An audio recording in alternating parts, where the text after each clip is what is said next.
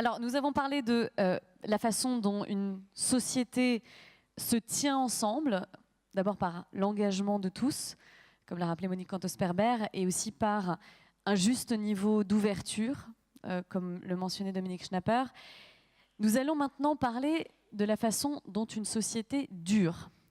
Parce qu'évidemment, les progressistes s'inscrivent dans le temps long, et donc ils ont le souci de la responsabilité. Et pour en parler, qui mieux qu'un climatologue qui est aussi le directeur de l'Institut Pierre-Simon Laplace, qui travaille notamment sur l'évolution du climat, sur la pollution de l'air et des océans, qui est également enseignant à Sorbonne Université et à l'École Polytechnique. Je vous remercie d'accueillir Hervé Letreut.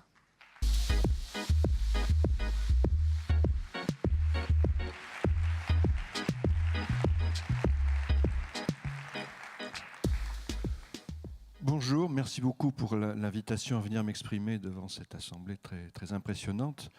Donc je vais parler d'un sujet qui est connu, presque connu de tous, et qui effectivement pose quelquefois un problème de responsabilité parce qu'il est complexe. Il met en jeu toutes les strates de la population, depuis les gouvernements jusqu'aux citoyens.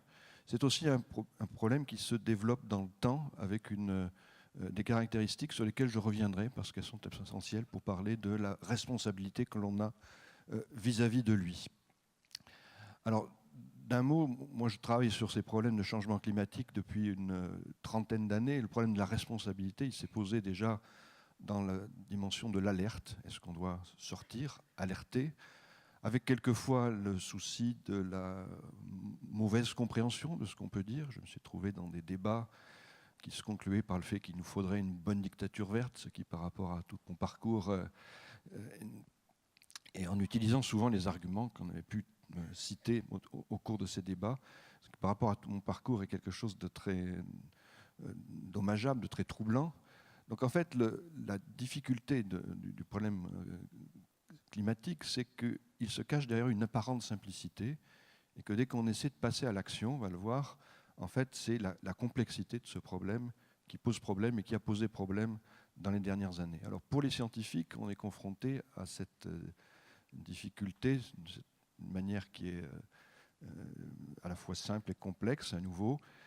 On doit trouver des mots qui permettent de résumer de manière claire, de manière compréhensible, les enjeux de ce problème, mais qui ne réduisent pas ces enjeux à des fausses pistes, à des choses qui seront peut-être utilisées de manière maladroite ensuite au moment de passer à l'action. Alors, pour donner un peu de dimension concrète à cela, je voudrais peut-être d'abord dire quelques mots sur le caractère nouveau et évolutif du danger climatique. C'est quelque chose qui souvent est vu comme étant présent depuis presque un siècle. La réalité, c'est que le réchauffement climatique est apparu vraiment dans l'écran de contrôle de la communauté scientifique dans les années 50. On a commencé à émettre beaucoup plus de gaz à effet de serre. On a eu des soupçons sur la capacité des océans, par exemple, à reprendre ces gaz à effet de serre. Et les premiers diagnostics vraiment étayés sur le risque d'un réchauffement important de la planète, c'est un rapport qui est paru en 1979, un rapport Charnay, qui disait déjà l'essentiel et qui a été suivi très vite de la création d'un programme mondial de recherche sur le climat l'année suivante, par la création du GIEC en 88, par le sommet de la Terre de Rio en 92, qui est à l'origine de pratiquement toutes les instances internationales qui aujourd'hui essaient de gérer ce problème-là. Cette prise en compte, qui est relativement récente, s'est accompagnée d'une mutation extrêmement forte. Les gaz à effet de serre restent très longtemps dans l'atmosphère. Le CO2, par exemple, reste un siècle. Alors c'est un raccourci très rapide, mais je m'en tiendrai à ce chiffre, ce qui veut dire que pour tous les gens qui ont moins de 100 ans dans cette salle, la moitié à peu près du CO2 qui a été émis le jour de leur naissance, un peu plus selon l'âge, est encore présent indirectement ou directement, ce n'est pas tout à fait les mêmes molécules, est encore présent dans l'atmosphère. C'est un engagement du temps qui est très long et qui se combine avec un autre effet, c'est qu'on émettait dans les années 50 1 milliard de tonnes de carbone dans l'atmosphère par an, on en émet 10 aujourd'hui. Et donc ce carbone se stocke dans l'atmosphère et il engage notre futur. Il l'engage d'autant plus que l'endroit où l'énergie concrètement se stocke, c'est les océans, et puis il faut un petit peu de temps pour qu'elle accède aux océans. Donc on est face à un problème qui aujourd'hui se pose de manière extrêmement différente d'il y a quelques années. Et on voit, et le dernier rapport du GIEC pour moi manifeste un tournant, qu'on a atteint aujourd'hui un stade qui rend le problème très différent dans sa nature. On s'est posé la question depuis beaucoup d'années déjà de quels étaient les seuils de température qu'il ne faudrait ne pas dépasser, hein, en dessous desquels il faudrait rester si on voulait garder au monde une capacité à être vivable, à être régulée de manière à peu près juste entre les différents pays de la planète. Et on a retenu souvent un chiffre de 2 degrés.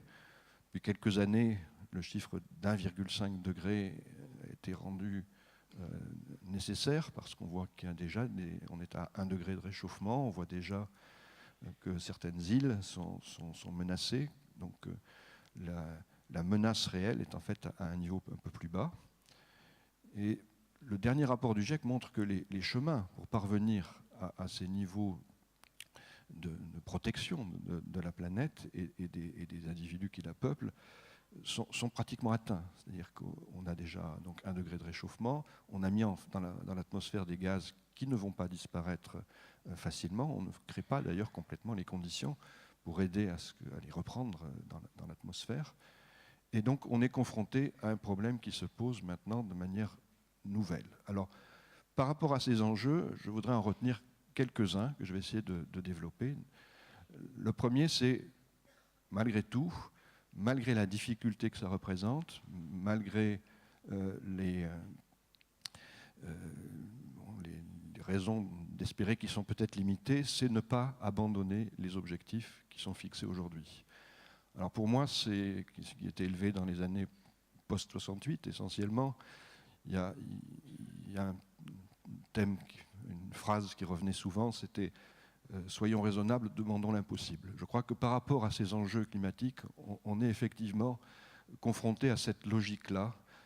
C'est celle qui est de ne pas laisser filer le cap, rester vraiment en phase avec les objectifs qu'on s'est donnés, même si c'est difficile, parce que c'est eux qui peuvent construire une politique, je pense, cohérente face à l'avenir. Le deuxième problème, c'est celui, malgré tout, du risque. On est face à une situation que l'on ne domine pas complètement. Alors on ne la domine pas complètement au niveau national parce qu'on a une part des émissions de gaz à effet de serre qui est relativement faible. Il faut savoir qu'au-dessus de nos têtes, l'augmentation des émissions de gaz à effet de serre qui est d'origine française, c'est de 1,5% à peu près. Tout le reste vient d'ailleurs. Réciproquement, nous polluons toute la planète. Donc on est face à un problème qui est un problème réellement de partage, de responsabilité au niveau mondial. Mais comme on n'a pas la maîtrise complète de ce problème, je pense que les risques qui sont associés à ce problème, on doit s'en préoccuper. Je pense qu'il y a par rapport à cela un problème de protection de notre société, des citoyens, des enjeux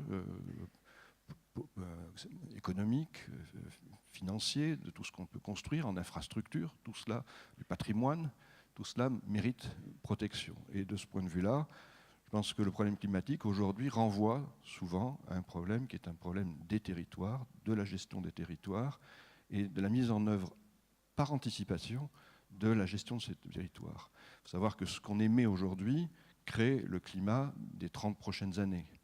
Donc tout ce que l'on doit faire en termes d'aménagement du territoire, et c'est un problème de responsabilité, doit être conçu en essayant d'anticiper ce que seront les risques à l'échelle de ces territoires.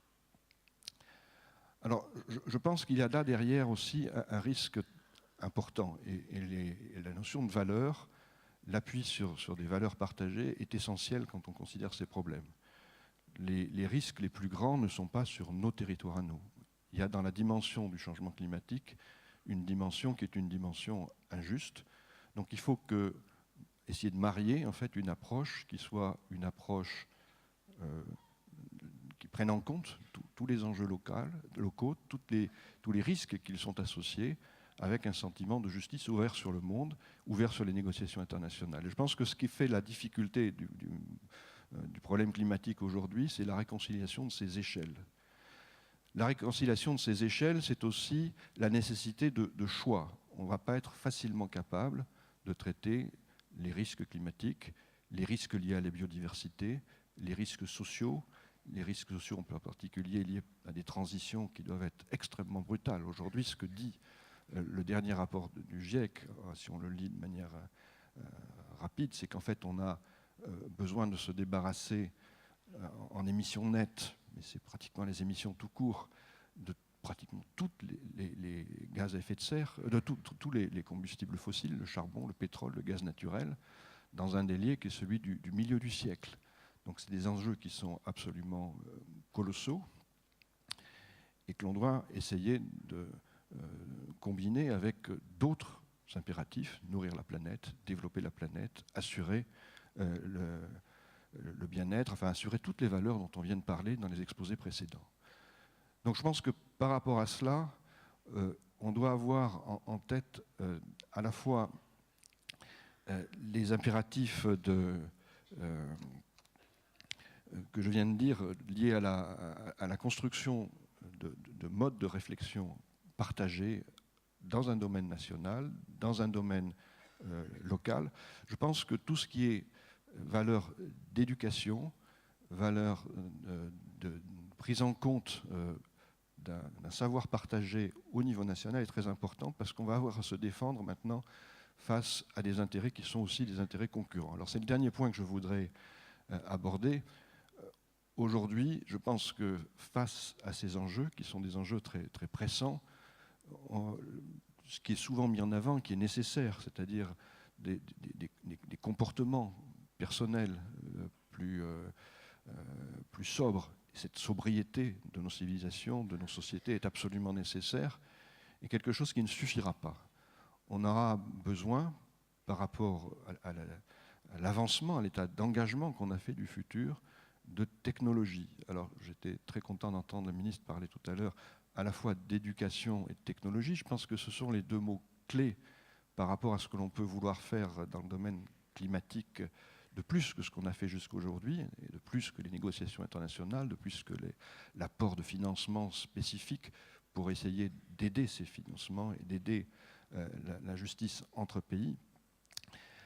C'est effectivement les problèmes d'éducation. Alors l'éducation au sens large, parce qu'aujourd'hui, on a une population qui ignore très largement ce que sont les gaz à effet de serre. Il y a des enquêtes qui montrent que 15% seulement des gens savent identifier le problème du réchauffement climatique à des gaz à effet de serre. Il y a un problème d'incompréhension sur le fond de ce qu'est ce changement climatique, d'où il vient, à quoi il est dû, comment il peut évoluer, qui crée en fait très largement un effet d'anxiété sans véritable débouché, sans véritable capacité de se saisir du problème. Je crois que j'ai essayé d'organiser en Aquitaine ces dernières années, parce que c'est ma région, un travail d'abord de vision, de diagnostic de ce que peuvent être les changements climatiques, puis aussi de rencontres. On est parti pour aller visiter avec un gros rapport qui est fait de 400 personnes, une quinzaine de villes en Aquitaine pour essayer de transmettre un peu ce que sont ces notions, comment on peut les aborder, comment on peut essayer de construire un futur. Et je crois que c'est quelque chose d'important. Je pense que dans la notion de la manière d'aborder le changement climatique, il doit y avoir la notion de défi collectif. Comment est-ce que collectivement on peut aborder un problème qui est difficile? Et je pense que ça passe nécessairement par des approches citoyennes. Et ces approches citoyennes sont liées à un élément d'éducation partagée, qui est aussi une écoute. Et nous avons essayer en fait d'aborder cela avec des programmes de visite de différentes villes, avec ce rapport qu'on diffuse en Aquitaine. Alors l'autre point, c'est celui des technologies, parce que je pense que on ne s'en sortira pas, comme je l'ai dit, avec les gestes du quotidien. On a un problème qui dépasse très largement cette dimension-là. Et aujourd'hui, on est confronté à, je pense, une forme de concurrence. Moi, j'étais en Chine avec l'Académie des sciences. On travaille tous avec les laboratoires américains. On voit que la technologie est au centre de beaucoup d'approches. Les gens qui auront les technologies nouvelles, celles qui permettront de mettre en place des filières différentes, des filières énergétiques différentes en particulier, mais dans tous les domaines en fait, seront les maîtres du monde dans le futur. Je crois qu'il faut être très attentif à cela. Moi, je suis professeur dans une école d'ingénieurs. Je crois qu'il faut garder à cette fonction de créativité au niveau de l'ingénierie, au niveau de la technologie, tout son lustre. On est toujours une grande nation d'ingénieurs. Je pense qu'il faut s'appuyer là-dessus. Je pense que c'est très important aujourd'hui, dans le monde qui vient, de rester solide sur ces bases-là qui sont absolument fondamentales pour la suite. Voilà, je vous remercie.